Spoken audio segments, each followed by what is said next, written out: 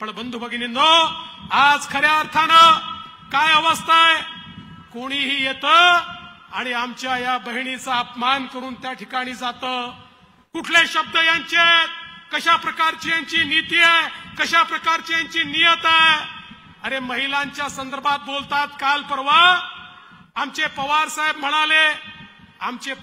म्हणाले की राम मंदिरावर महिला नाराज आहे कारण तिथे सीतेची मूर्ती नाही आहे. पवार साहेब, कदाचित आपल्याला माहिती नसेल, ते रामललाचं मंदिर आहे. रामलला म्हणजे बालराम. बालरामाच्या बाजूला सीतामाई कशी येऊ शकते, साधी एवढी गोष्ट तुम्हाला माहिती नाही. पण ते जाऊ द्या. मी पवार साहेब तुम्हाला विचारतो, अरे तुम्ही सरकारचे प्रमुख होता, उद्धव ठाकरे सरकारमध्ये होते, त्या ठिकाणी काँग्रेस पार्टी सरकारमध्ये होती. काय दोष होता नवनीत राणांचा? त्यांनी एवढंच म्हटलं की या भारतामध्ये, या महाराष्ट्रामध्ये, या मुंबईमध्ये मला रामाचे भक्त हनुमान यांची हनुमान चालीसा म्हणायची आहे. अरे हनुमान चालीसा म्हणायची आहे म्हटलं तर नवनीत राणा आणि रवी राणांना 12 दिवस जेलमध्ये ठेवण्याचं काम ज्या सरकारने केलं, ते आता आम्हाला सांगतात की त्या ठिकाणी राम मंदिरामध्ये सीता नाही म्हणून ते नाराज आहे.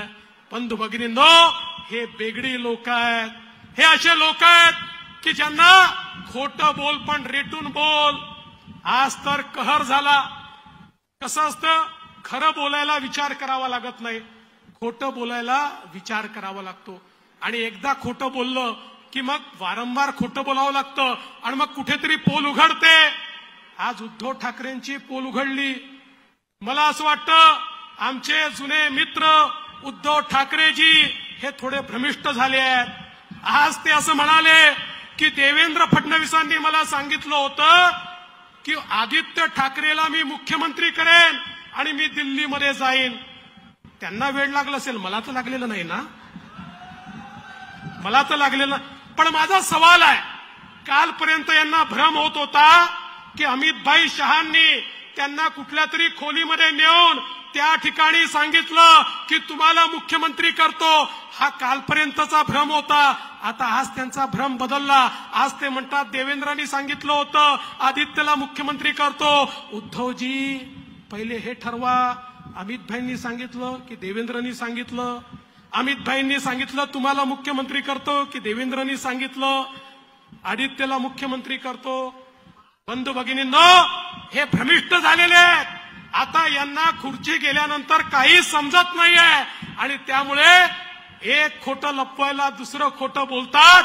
आज हे सपशेल उघडे पडले आणि मी स्पष्टपणे या ठिकाणी सांगतो, हो, मी त्यांना सांगितलं होतं की आदित्य ठाकरेला तुम्ही लढवा, कारण तुमचा पक्ष नंतर त्याला सांभाळायचा आहे, काहीतरी ट्रेनिंग त्याला मिळालं पाहिजे.